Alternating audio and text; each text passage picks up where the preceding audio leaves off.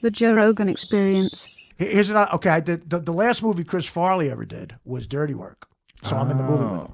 And right after Dirty Work, right before he passed away, he hosted Saturday Night Live. So Norm was still doing Weekend Update. So Norm called me up and said, "Listen, Farley's out of control with coke. Come to the party after the show because you got to help me watch him." Like that's how bad he was. I was watching. You had to help watch.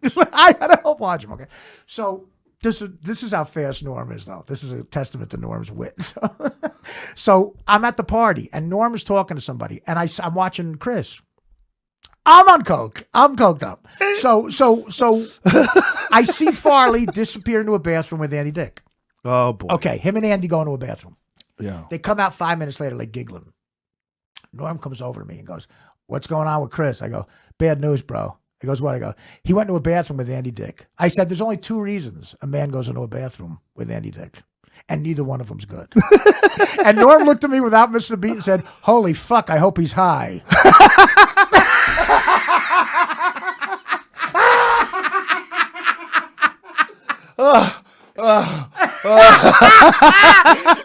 You see Norm say that.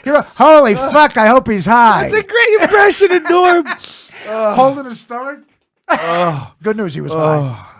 Chris Farley showed up on the set of News Radio one day to visit Andy. Yeah, and I'm sure he did. He had the complexion of wet cardboard. I've never seen a man look more unhealthy. Dude, I went to a strip club with him in Toronto. We shot the movie in Toronto. We had chicks hanging. I mean, he was just like... out of control. Yeah. It was, when he but died, I mean, again, and that fun. chick took a picture of him with the yeah. foam coming out of his mouth, laying on the ground. Yeah. That's where you knew it was going to end. That's the people you're around. Exactly. Yeah, it's like, yeah. Me too. I met Quentin. I was at a film festival in Sitges, Spain. It's a science fiction fantasy film festival as a guest. And I was there. That's where I met Peter Jackson. We actually he sat next to me at a screening, and we became friends. And he had his movie Brain Dead. Have you ever seen that? No. Oh, it's really good. It's really fun. It's really gory, but funny gory, and really clever. But anyways, when did he make that? Well, this was like in the 90s or something, I guess. I'm real bad with dates, But anyways, we were sitting and talking, and Freddie Francis, who was a director and a director of photography, did a lot of Hammer movies, and Stuart Freeborn was there, and we're sitting in this thing, and there was this big kind of goofy kid walking around, and I thought he was just like a fan. So I said, "Come on over and sit down with us," and we started talking, and go, "What are you doing here?" And, he was obviously like an American. And he goes, "I have a film here," and it was Reservoir Dogs.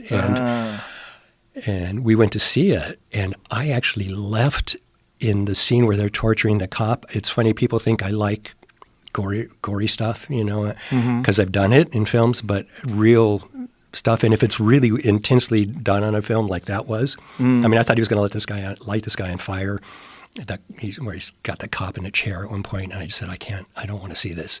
So I left, and so did Wes Craven. What?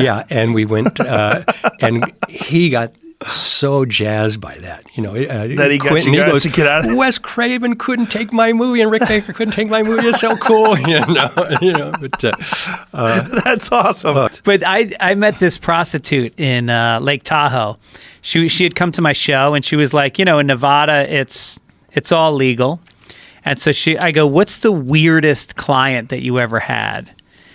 And she goes, "Well, I don't know if you're ready for this, but I met this guy, and he lived in Colorado, and he had been in Nevada. Liked her, she said she's up for anything. Sends a jet to take her to Colorado. Oh, Jesus. They go to Denver to some 5-star hotel, come up to the suite, presidential suite. They come in, she's like, "I have no idea what this is about." And he goes, "Now, this is going to be weird, but it's not going to hurt you. Just go with it." I think I know where this is going. Room service shows up. Guy's got a tray. He's got 4 plates of hamburger meat, uncooked, just hamburger meat. Tips the guy, he leaves, and he says, "What I want you to do is take this meat.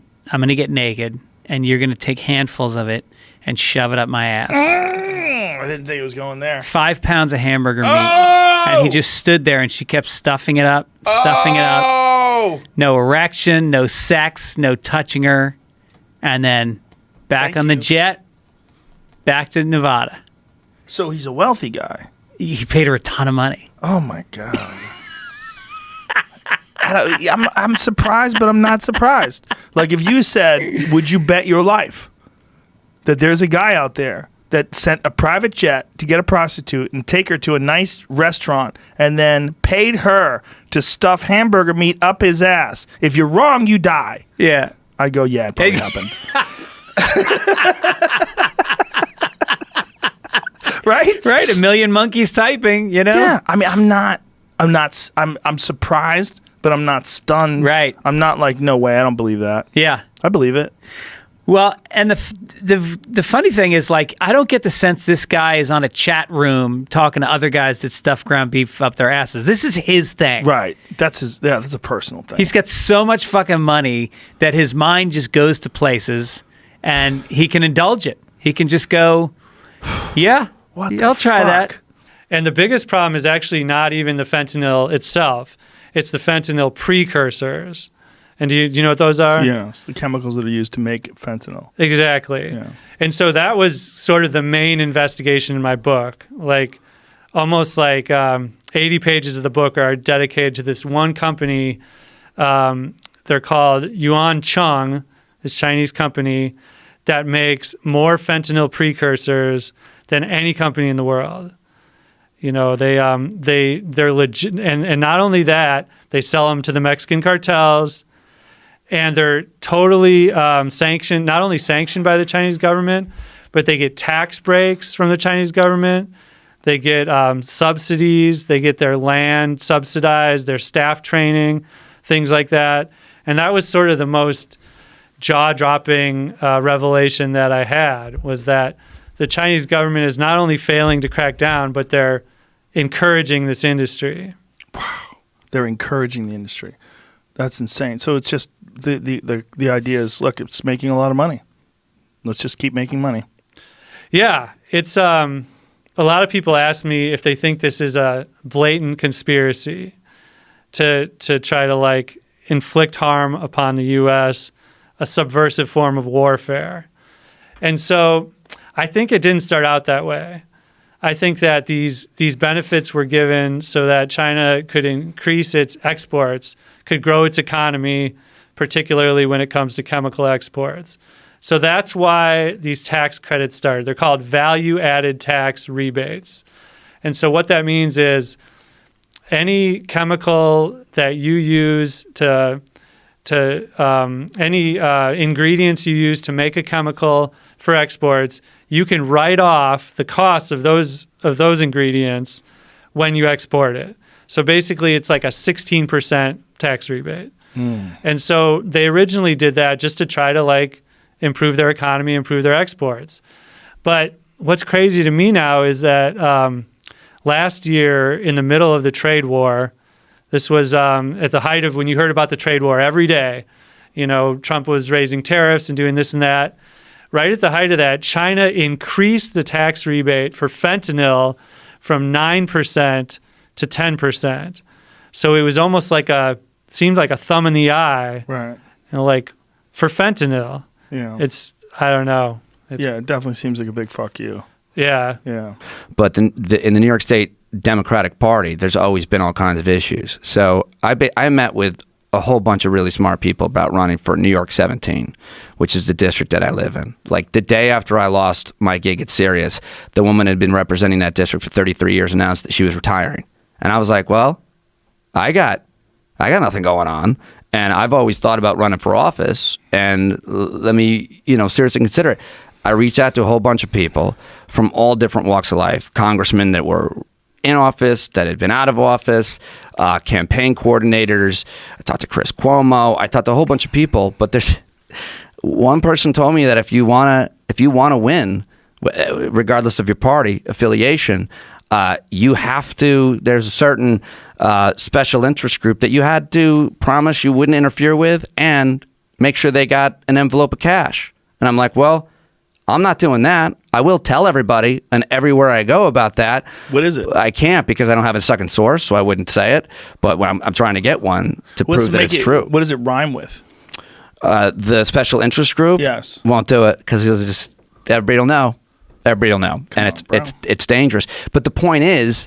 What's the opposite of that special interest group? maybe the private sector. Right, but what would be like? What would be? I can't. Like, I will tell you if what would be if the I thing get that they're opposed to. What would it be that they're opposed to? Yeah, you what interfering group? interfering with the way that they run their show. Right. But I'm saying like what group that we know would be opposed to them? I could tell you it could be a religious group, a private sector, a union, or a company. A corporate interest. It could be any one of those. The point ACLU? is the point is that all of those types of organizations pressure that you have to.